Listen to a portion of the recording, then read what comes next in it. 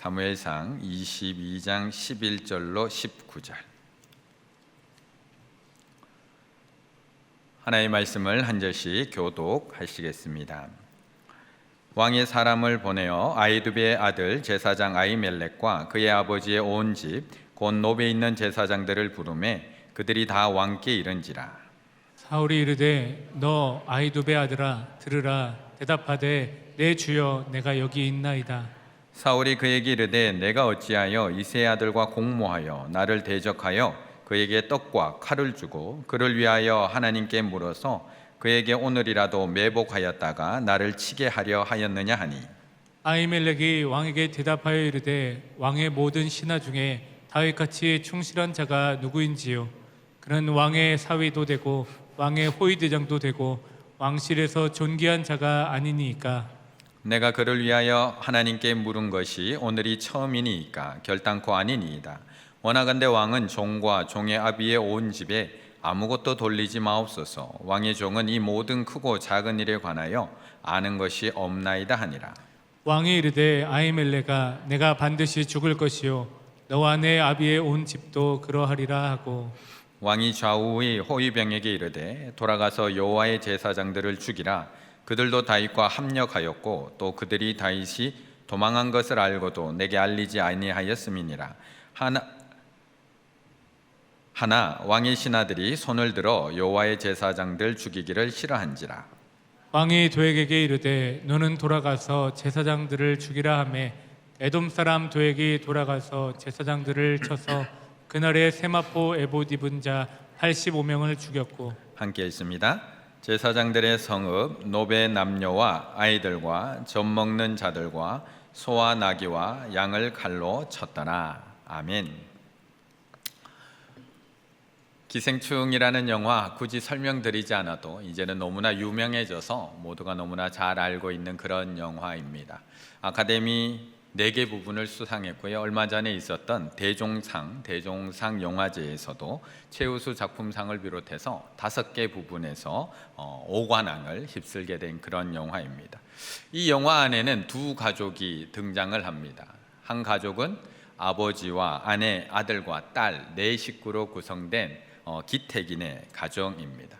아버지의 연속되는 사업 실패로 인해서 집안의 모든 형편이 많이 어려워진 상태로 살아갑니다.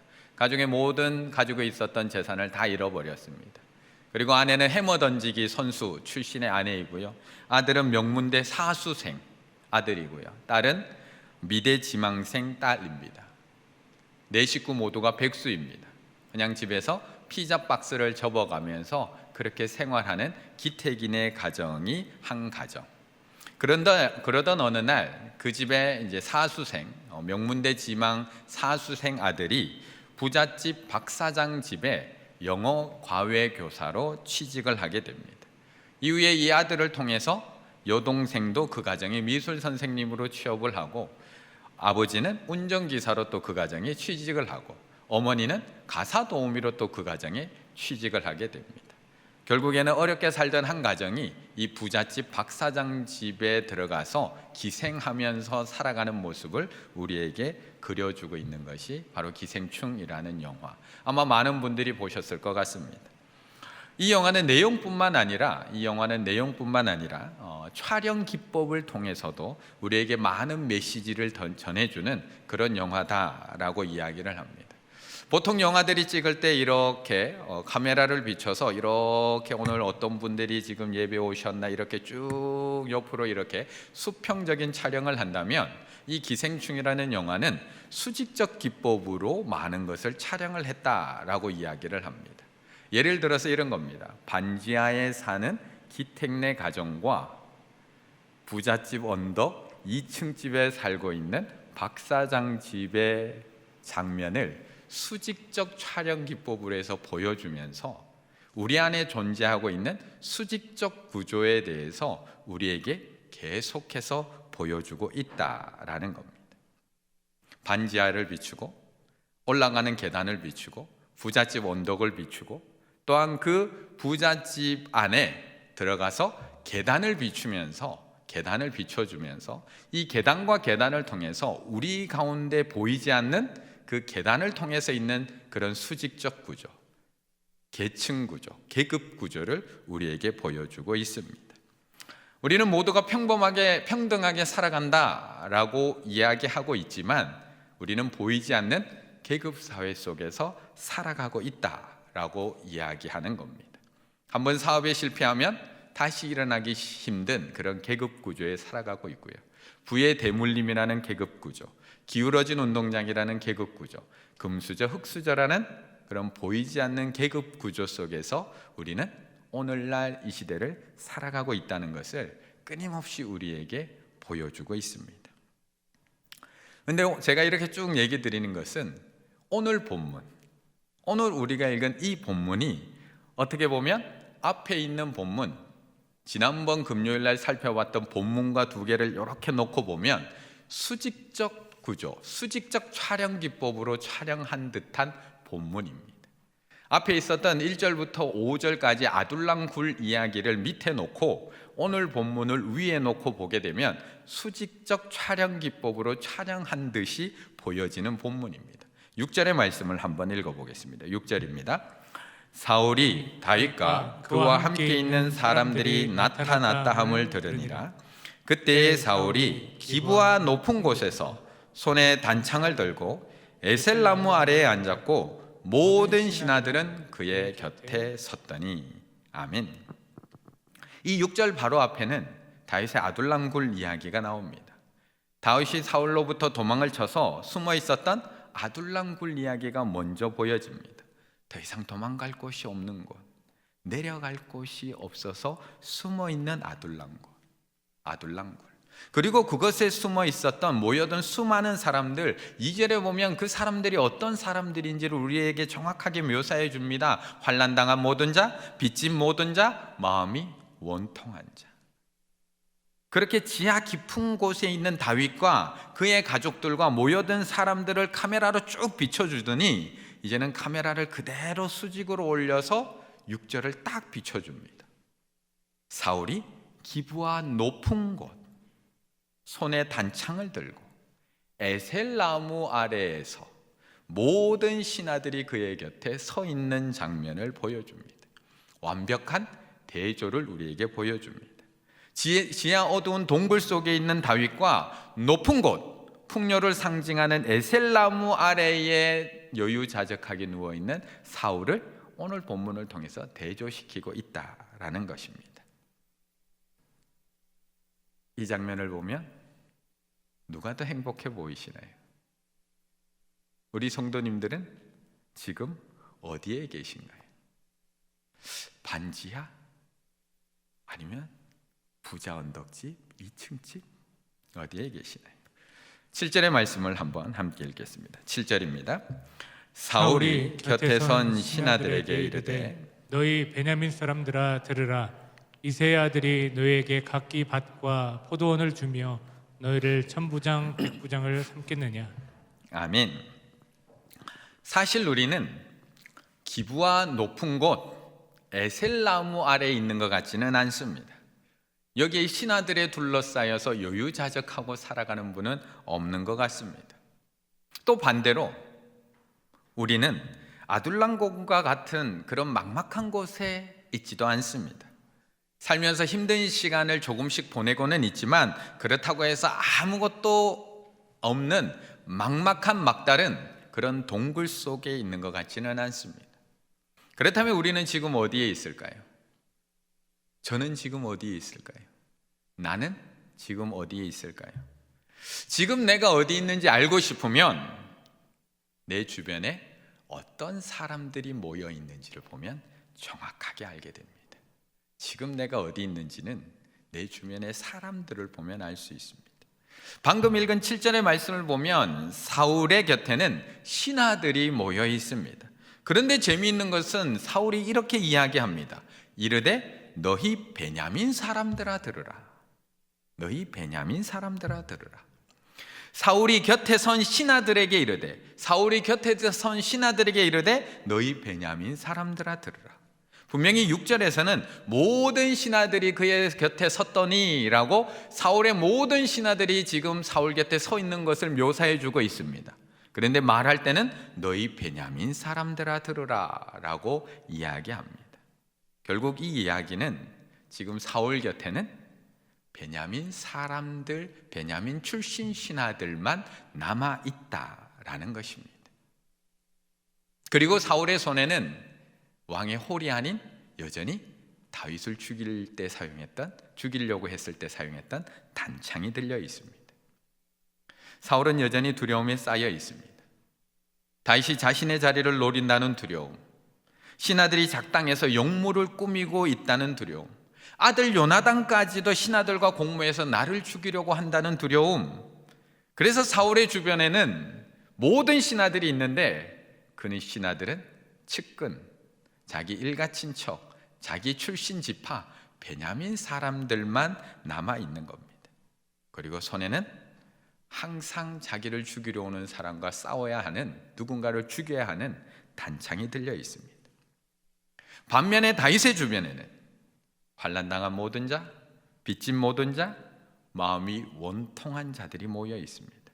어디 지파 출신인지도 모릅니다. 어느 지역에서 왔는지도 모릅니다.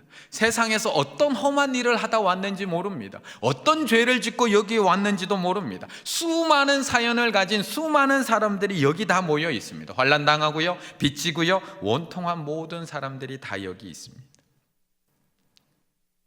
다시 한번 여쭤보겠습니다. 지금 나는 어디에 있습니까? 지금 나는 아둘람굴에 있습니까? 아니면 기브아 높은 곳 에셀나무 아래 여유롭게 누워 있습니까? 우리 교회는 어떨까요? 하나님이 기뻐하시는 우리 교회는 어떨까요? 우리는 우리 교회가 아둘람굴이라고 생각하며 살아갑니다. 환난당하고 애통하고 원통하고 빚진 자들이 와서 하나님께 부르짖는 아둘람굴이라고 우리는 생각합니다. 그런데 그거 아세요? 자기가 자기를 제일 못 본다는 거. 자기가 자기를 제일 못 본다는 거. 나는 아둘람굴에 있다, 우리 교회는 아둘람굴이라고 이야기하는데 정확한 것은 우리 주변에 누가 있는지를 보면 여기가 어딘지를 알 수가 있습니다. 정말 환난당하고 빚지고 원통한 사람들이 마음 편하게 와서 정말 자신의 모든 것을 토해 넣으며 안길 수 있는 곳인가? 아니면 우리끼리 서로 칭찬해주며 우리끼리 서로 격려해주고 서로 높여주며 조금 우리와 다른 사람이 오면 경계하고 위협하는 단창을 손에 들고 우리가 살아가고 있는 것은 아닌가? 그런데 바로 이때, 바로 이 순간, 사울이 일어나서 분노하고 있는 이 순간, 흥분해서 막 소리 지르고 있는 이때에 등장하는 한 사람이 있습니다. 9절의 말씀을 함께 읽습니다. 9절입니다. 그때에 에돔 사람 도액이 사울의 신하 중에 섰더니 대답하여 이르되 이새의 아들이 노베 와서 아이두베 아들 아히멜렉에게 이른 것을 내가 보았는데. 아멘. 그때에 에돔 사람 도액이 등장을 합니다. 그때에 에돔 사람 도액이 등장을 합니다. 그 에돔 사람 도액이 대답하여 이르되 이새의 아들이 노베 와서 아이두베 아들 아히멜렉에게 이른 것을 제가 봤습니다. 그걸 제가 봤습니다 라고 고발하는 사람이 등장을 합니다. 지난번에 다윗이 놉 땅에 와서 제사장 아히멜렉에게 떡을 얻어먹고 골리앗의 칼을 받아가는 그 순간에 이 에돔 사람 도액은 거기에 목자장으로 거기에 있었습니다. 처음부터 끝까지 다 지켜보고 있었습니다. 그런데 재미있는 것은 보고 나서 바로 보고하지 않고요, 지금 보고하고 있습니다. 분명히 지난번에 봤습니다. 지난번에 봤다면 바로 보고를 했어야 되는데 지금까지 한마디도 없다가 이제 보고를 하고 있습니다. 바로 그때 보고를 하고 있습니다. 사울이 신하들에게 분노해서 막 쏟아내고 있는 그때에 같은 족속 신하들까지도 믿지 못해서 막 의심하고 있는 그때에 너희들이 공모해서 나 죽이려고 하는 거지? 라고 화가 나서 분노하고 있는 바로 그때에, 딱 그때에 일어나서 사울에게 고발하며 보고하고 있습니다. 이것이 타이밍입니다. 이것이 죄의 타이밍이고요, 이것이 고발의 타이밍이고요, 이것이 사단의 타이밍입니다. 창세기 4장에 보면 동생 아벨에게 분노해서 아벨을 죽이기로 마음먹으려고 하는 가인에게 하나님께서 말씀하시는 장면이 나옵니다. 거기서 하나님께서 가인에게 이렇게 말씀합니다. 창세기 4장 7절에 보면 이렇게 말씀합니다. 내가 선을 행하면 어찌 낯을 들지 못하겠느냐? 선을 행하지 아니하면 죄가 문에 엎드려 있느니라. 죄가 너를 원하나 너는 죄를 다스릴지니라. 죄가 문에 있다고 합니다. 죄가 문에 엎드려 있느니라. 죄가 너를 원하나 너는 죄를 다스릴지니라. 고발하는 자는 항상 문에 엎드려 있습니다. 조로의 타이밍을 보고 있습니다. 마음이 평안하고 좋을 때는 웬만한 말들 다 소화시킵니다. 다 이해할 수 있고 지나갈 수 있습니다. 그런데 우리가 마음이 상하고 미워하고 시기하고 분노하고 있는 바로 그때에 에돔 사람 도액이 고발을 하게 됩니다. 사울은 서서히 변해가고 있습니다. 하나님께서 그를 왕으로 세울 때까지만 해도 겸손하다라고 칭찬을 들었는데 서서히 변해갑니다.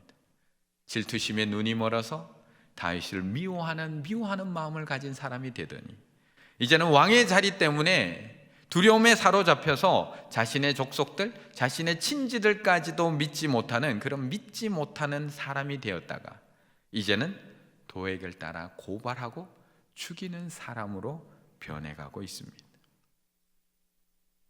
그래서 사울은 호위병들에게 이렇게 명령합니다. 17절에서 이렇게 명령합니다. 왕이 좌우의 호위병에게 이르되 돌아가서 여호와의 제사장들을 죽이라. 그들도 다윗과 협력하였고 또 그들이 다윗이 도망한 것을 알고도 내게 알리지 아니하였습니다. 왕의 신하들이 손을 들어 여호와의 제사장들 죽이기를 싫어한지라. 호위병들조차도 죽이기를 싫어합니다. 어느 누구도 하나님의 사람 제사장 죽이기, 제사장의 몸에 손대는 것은 좋아하지 않습니다. 거기다가 제사장 아히멜렉만 죽이라는 것도 아니고 여호와의 제사장 전부를 죽이라고 하는데 쉽게 복종할 수가 없습니다. 그래서 아무도 따르지 않고 있습니다. 싫어하고 있습니다. 이때 또 에돔 사람 도액이 직접 나섭니다. 18절의 말씀 함께 있습니다. 18절 왕이 도액에게 이르되 너는 돌아가서 제사장들을 죽이라 하매 에돔 사람 도액이 돌아가서 제사장들을 쳐서 그날에 세마포 에봇 입은 자 85명을 죽였고 아멘. 싹 죽여버립니다. 여기서 끝나지도 않습니다. 이어지는 19절에 보면 얼마나 더 잔인했는지를 보여줍니다. 19절 제사장들의 성읍 노베 남녀와 아이들과 젖먹는 자들과 소와 나귀와 양을 칼로 쳤더라. 제사장들만 죽인 것이 아니라 그 높당에 있는 남녀, 아이들, 젖먹는 자, 아기들, 거기다 소, 나귀, 양까지 다 쳐 죽여버립니다. 누가요? 에돔 사람 도액, 에돔 사람 도액, 에돔 사람 도액. 계속해서 오늘 본문 속에서는 이 사람이 어디 출신인지를 계속해서 강조해 주면서 우리에게 반복해 줍니다. 에돔 사람 에서의 후예라는 것입니다.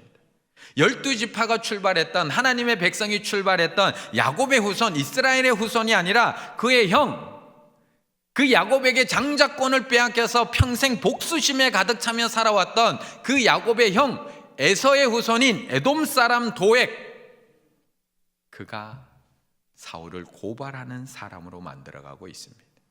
제사장을 죽이는 사람, 고발하여 죽이는 사람으로 만들어가고 있다는 겁니다. 이러한 처참한 상황 속에서 구사일생으로 살아난 한 사람이 있습니다. 20절의 말씀 함께 읽겠습니다. 20절입니다.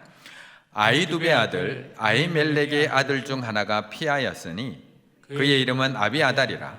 그가 도망하여 다윗에게로 가서. 아멘. 다윗에게 떡을 주고 칼을 주었던 그 제사장 아히멜렉의 아들 아비아달이 도망해서 나옵니다. 그런데 그가 도망 나와서도 어디로 갔다고요? 누구에게로 갔다고요? 다윗에게로 가서. 20절 마지막 그가 도망하여 다윗에게로 가서. 환난당한 모든 자, 빚진 모든 자, 마음이 원통한 모든 자, 다 다윗에게 갑니다. 거기다가 도망 나온 아비아달까지도 다윗에게 갑니다. 분명히 외적인 조건, 눈에 보이는 조건과 대우는 사울 왕 쪽이 훨씬 좋습니다. 반지하에 사는 기택집이 아니라 부잣집 언덕 2층 집에 사는 박사장 집이 훨씬 더 외적 조건이 좋습니다. 기부와 높은 곳, 풍요로운 에셀나무가 있는 그 여유자적한 그 땅이 너무 좋습니다. 신하들로 가득하고요, 군사들로 가득한 그 땅이 든든합니다. 먹을 것도 누릴 것도 많습니다. 그런데 그의 주변에는 베냐민 사람들밖에 없습니다. 그런데 배고프고 춥고 눅눅하고 어두운 아둘랑굴, 여전히 도망자로 살아가고 있는 다윗에게는 모든 사람들이 다 모여들고 있습니다. 환난당한 자, 빚진 자, 원통한 자, 가족이 다 죽고 처참하게 가족까지 다 잃어버린 아비아달까지도 다 모여들고 있습니다. 왜 그런 것일까요? 왜 사람들은 이렇게 조건 좋은 사울에게 모이지 않고 조건도 별로 좋지 않고 살아가기 힘든 다윗에게 이렇게 모여드는 것일까요? 왜 예수님에게 그렇게 많은 사람들이 모여들었을까요? 왜 예수님에게 그렇게 수많은 무리들이 예수님을 뒤따라 갔던 것일까요? 왜 예수님께서 들어가 묵고 계시는 숙소 앞에는 새벽부터 왜 그렇게 수많은 사람들이 모여 들어서 줄을 섰던 것일까요? 왜 수많은 죄인들이 예수님께 나왔을까요? 왜 예수님께 나올 수 없어서 지붕을 뚫고까지도 예수님을 만나려고 하고, 왜 나무 꼭대기에 올라가서도 예수님을 만나려고 하고, 왜 사람들이 메고 와서까지 예수님을 만나려고 하는 걸까요? 왜 우리는 오늘 밤에 예수님을 만나기 위해 또 이 자리에 온 것일까요? 코로나라고 그렇게 모이지 말라고 하는데도 왜 이렇게 여기까지 와서 또 예수님 앞에 우리가 모여 있는 걸까요? 예수님은 덮고 살리는 분이기 때문에 그렇습니다. 덮어주고 살려주는 분.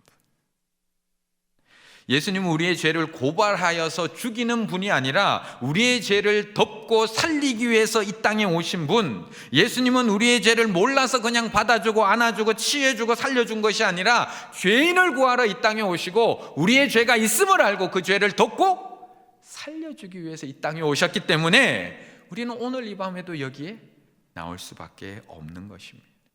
만약 예수님께서 우리를 고발해서 죽이는 분이었다면 우리는 오늘 이 시간 이 자리에 나오지 않습니다. 코로나 불안감 때문에 그냥 집에 있는 게 낫지 굳이 그것을 극복해가며 굳이 여기 올 필요 없습니다. 오늘 이 시간 우리가 이 애통한 마음을 가지고 하나님 앞에 나올 수 있는 것, 환난 속에서도 하나님 앞에 나올 수 있는 것, 덮고 살려주시는 분이기 때문에 그렇습니다. 오늘 본문의 다윗은 돕고 살리는 자의 길을 걸어가고 있습니다. 그래서 아둘람굴에 환난당한 자, 빚진 자, 원통한 자들이 다 모여 있고요, 도망 나온 아비아달까지 다윗에게 달려가고 있습니다. 더 나아가서는 나중에 뒤에 살펴보면 다윗을 그렇게 죽이려고 따라오고 쫓아왔던 사울 왕까지도 그는 덮어주고 살려줍니다. 사울 왕을 죽일 수 있는 기회가 한 번이 아니었습니다. 옆에 있던 신하들은 여호와께서 당신에게 주시는 기회입니다, 지금 죽여야 됩니다 라고 이야기하고 있음에도 불구하고 다윗은 또 덮어주고 또 살려줍니다. 그래서 다윗에게는 오늘도 사람들이 달려가고 있습니다. 그래서 예수님에게 우리는 오늘도 우리의 애통한 마음을 가지고 오늘 예수님 앞에 이렇게 나올 수 있는 것입니다. 지금 내 주변에는 어떤 사람이 모여 있나요? 지금 내 주변에, 지금 내 곁에는 어떤 사람들이 남아 있나요? 처음에는 그 누구도 처음부터 지금의 사울왕 같지 않습니다. 그런데 지금 내 주변에 어떤 사람들이 있는지를 살펴보면 내가 어떻게 변해가고 있는지를 알 수가 있습니다. 내가 지금 어떻게 변해가고 있는지. 내 주변에 나하고 여전히 친한 사람, 서로 칭찬해주고 격려해주고 우리는 잘하고 있다고 하면서 다른 사람 비난하고 지적하고 정죄하고 험담하고 고발하는 사람들만 있다면 그 사람들만 문제가 아니라 나도 이미 그렇게 변화되어 가고 있다라는 것입니다. 나는 침묵하고 있을지 모르지만 내 주변에 그런 사람들만 여전히 남아 있다면 나도 언젠가는 그 모습으로 변해되어 가고 있다. 나도 고발하고 죽이는 자가 되어 가고 있다라는 겁니다. 반면에 내 주변에 왜 이렇게 환난당한 사람이 많은지, 내 주변에 왜 이렇게 빚진 사람이 많은지, 내 주변에 왜 이렇게 원통한 사람이 많은지, 왜 하나님께서는 나를 이렇게 힘든 사람들만 자꾸 만나게 하시는지, 왜 하나님께서는 나를 이렇게 원통하고 이렇게 환난당하고 이렇게 빚진 사람들만 이렇게 만나게 하셔서 나도 힘들어 죽겠는데 나보다 더 힘든 사람만 만나게 하고 계시다면 어쩌면 나는 덮여주고 살려주는 사람으로 변화되어 가고 있다라는 것입니다. 사실 다윗은 그냥 피난처 아둘람굴에 계속 머물고 싶었을지도 모르겠습니다. 다윗이 왜 유대 땅으로 돌아오고 싶었겠습니까? 여전히 날 죽이려고 하는 사울이 그대로 눈 시퍼렇게 뜨고 살아가고 있는데 외할머니의 땅 모압 땅, 외할머니 룻의 땅 모압 땅에 그냥 머물러 피신해서 살았으면 편할 텐데 굳이 유다 땅으로 돌아올 이유가 뭐가 있었을까요? 그런데 하나님께서는 갓 선지자를 통해서 이 다윗에게 유대 땅으로 돌아가라고 하십니다. 그리고 거기서 고발당하고 죽임당하고 환난당하고 빼앗기고 원통한 사람들을 덮어주고 살려주는 자가 되라고 말씀하고 있습니다. 코로나19로 다 힘든 시간입니다. 지금 안 힘든 사람 아무도 없는 것 같습니다. 물론 코로나19 덕봐서 또 잘 되는 분도 있다고 하지만 다 힘든 상황 속에서 우리는 살아가고 있습니다. 이 힘든 시기 속에서 하나님께서 우리에게 원하시는 것이 무엇일까요? 살기가 점점 더 힘들어지고 하반기는 더 힘들어질 것이라고는 얘기하고 내년에는 이제 직장 문제까지도 이제 직격탄으로 다가오는 이 힘든 시기 속에서 하나님께서 하나님의 자녀들에게 원하시는 모습이 어떤 모습일까요? 왜 이렇게 힘들 때 하나님께서는 우리를 부르시고 오늘 이 말씀을 들려주시는 걸까요? 그냥 우리도 그냥 하나님의 품에 안겨서 그냥 은혜 받으면서 우리도 평안하게 살아가고 싶은데 하나님은 왜 우리를 부르셨을까요? 그냥 나도 우리 가족이나 돌보고 그냥 다른 사람 신경 안 쓰고 그냥 우리만 잘 살아가기 위해서 그냥 기도하고 그렇게 살아가면 좋겠는데 그냥 예수 그리스도가 우리의 죄를 덮어주고 살려주신 그 품 안에서 그냥 평안하게 살아갔으면 좋겠는데 왜 우리에게 예수 그리스도가 우리를 덮어주고 살려주셨던 것처럼 우리에게도 덮어주고 살려주라고 이야기하는 것일까요? 이렇게 힘들 때면 우리도 피하고 싶습니다. 목회자들도 그냥 조용히 있고 싶습니다. 이럴 때는 조용히 있으면 칭찬받습니다. 이럴 때는 아무것도 안 하는 교회가 칭찬받습니다. 안 모인다고 하면 칭찬받습니다. 안 한다고 하면 칭찬받습니다. 다 좋아합니다. 아무것도 안 해야지 칭찬받는 시간을 우리는 지나가고 있습니다. 그런데 우리마저 잠잠히 죽은 듯이 있으면 피난처를 찾는 사람들은 어디로 가야 할까요? 환난당하고 빚지고 원통해서 피난처를 찾는 사람들은 어디로 가야 할까요? 이 아둘람굴을 찾는 사람들은 어디로 가야 할까요? 사울 왕으로부터 도망 나온 아비아달과 같은 이런 사람들은 어디로 가야 할까요? 영혼의 안식처를 찾는 사람들은 어디로 가야 할까요? 우리도 똑같이 힘듭니다. 우리도 피난처 찾아서 조용히 그냥 하나님의 안식 속에서 누리며 그냥 조용히 살아가고 싶습니다. 하지만 하나님께서 우리를 부르신 이유는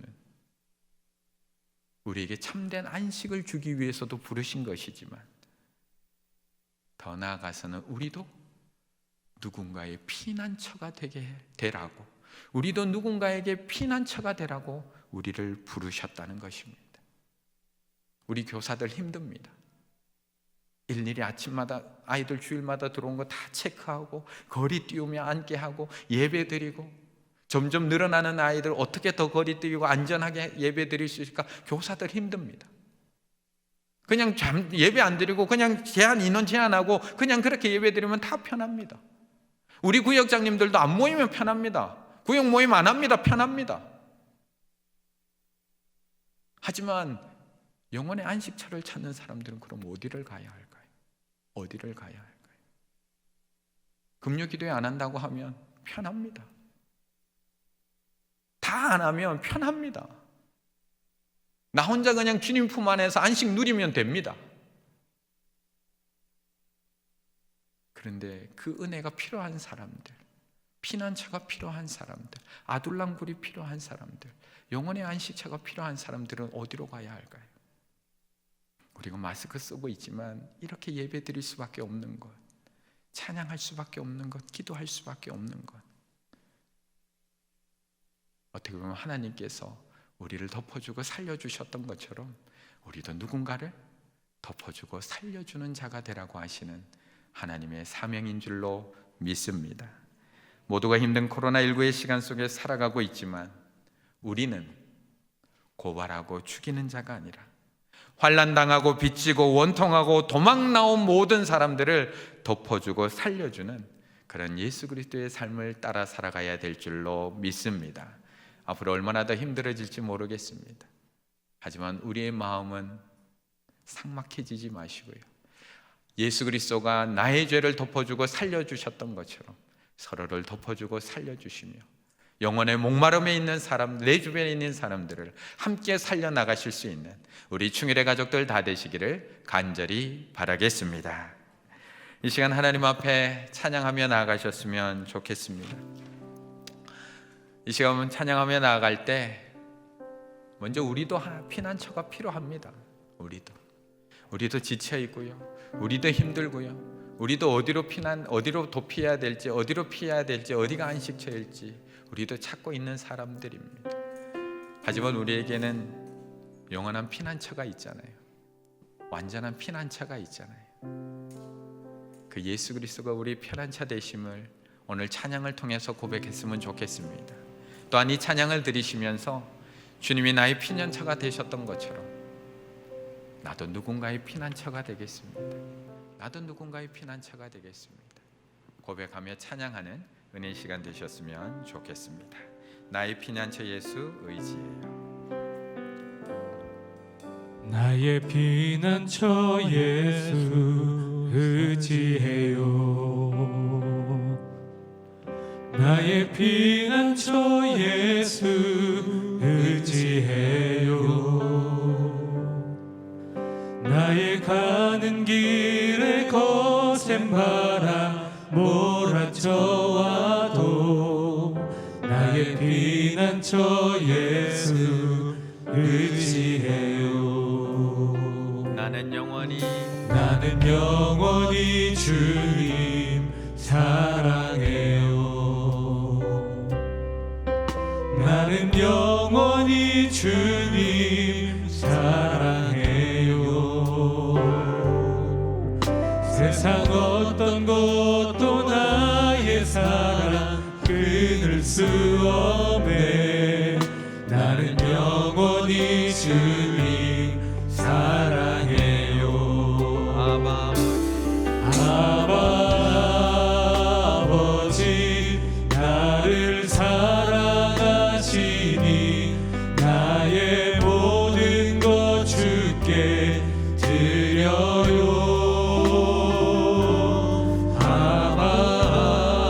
아버지 내가 여기 있으니 주님 영광 위하여 서주세요. 한 번 더 찬양할까요? 나의 피난처 예수, 나의 피난처 예수 의지해요.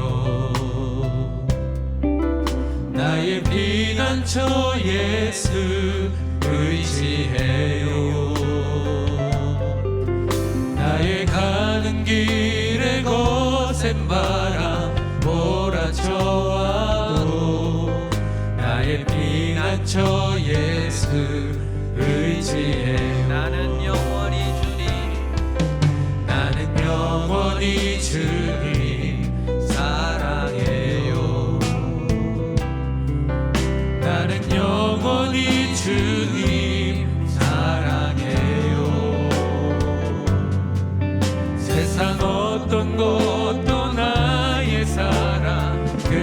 수 없네.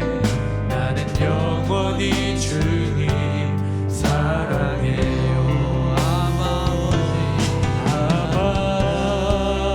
아버지 나를 사랑하시니 나의 모든 것 주께 드려요. 아버지 내가 여기 있으니 주님 영광 위하여 서주세요. 아버지 나를 사랑하시니 나의 모든 것 주께 드려요.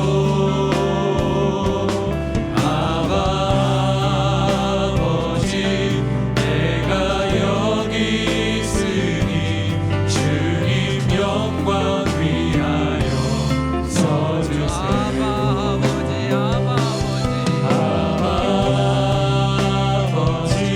나를 사랑하시니 나의 모든 것 주께 드려요.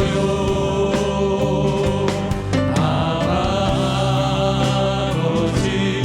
내가 여기 있으니 주님 영광 위하여 서주세요.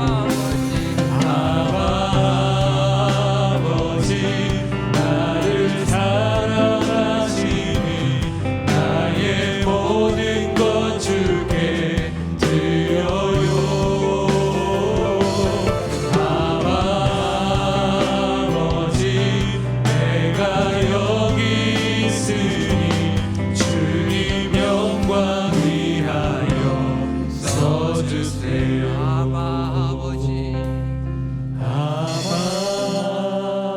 아버지 나를 사랑하시니 나의 모든 것 주께 드려요.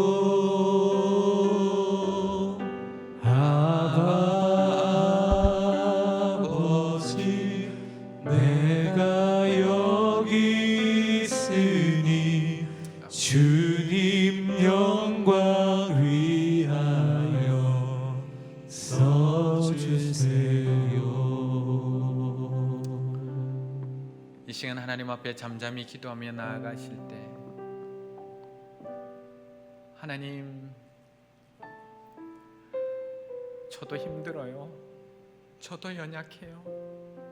저도 부족하고요. 저도 일어날 힘조차 없어요. 하나님, 저도 피난처가 필요해요. 하나님, 주님께서 나의 피난처가 되어 주시옵소서. 아버지가 나의 피난처가 되어 주시옵소서. 모든 것을 덮어주고 살려주시는 그 주님께서 나의 피난처가 되어 주시옵소서. 하나님, 저 갈 곳 없어요. 저 의지할 곳 없어요. 저 숨을 곳 없어요. 저 붙들 곳 없어요. 길어지는 코로나로 인해서 저 어떻게 해야 될지 모르겠어요. 하나님, 이 시간 잠잠히 하나님 앞에 나아갑니다. 이 시간 하나님 앞에 연약한 나의 심령을 쏟아놓으며 나아갑니다. 이 시간 잠잠히 깊은 기도 속에서 하나님 붙들며 나아갑니다. 주님, 나의 피난처가 되어 주시옵소서. 나의 아둘람굴이 되어 주시옵소서.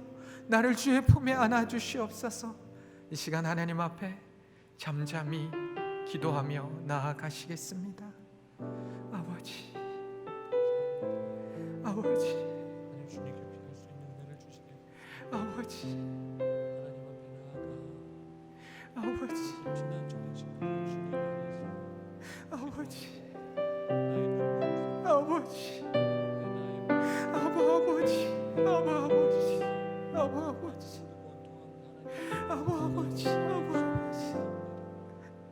아버지가 아니면 저 안아줄 사람이 없어요. 아버지가 아니면 저 피할 곳이 없어요. 아버지가 아니면 저 숨을 곳이 없어요. 아니 이 세상을 사랑하사 아버지가 아버지가 아니면 저 붙들 사람이 없어. 아버지 저 어디로 피해야 합니까? 저 이 시간 아버지께 피합니다. 이 시간 하나님의 품에 부여주시고 이 시간 주 품에 안기기 원합니다. 이 시간 덮어주시고 살려주시는 주님의 품으로 나아가길 원합니다. 주님 품어주시옵소서. 주님 안아주시옵소서. 주님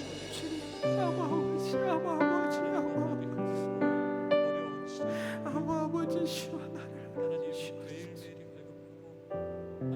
아버지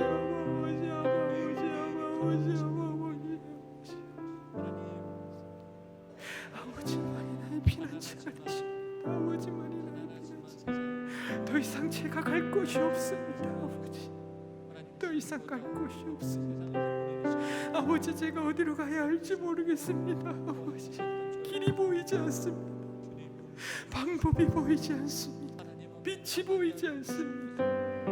일어날 힘조차 없습니다. 아버지